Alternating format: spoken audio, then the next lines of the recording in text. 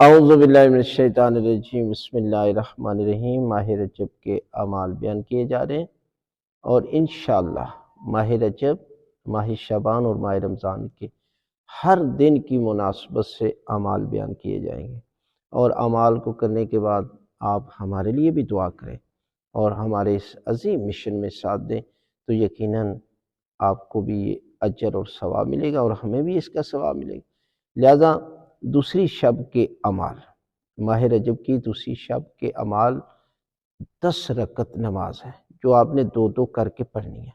سورہ الحمد کے بعد سورہ کافرون پڑھنی ہے، اور دوسری رکعت میں سورہ الحمد کے بعد سورہ توحید قل هو اللہ احد پڑھنی ہے۔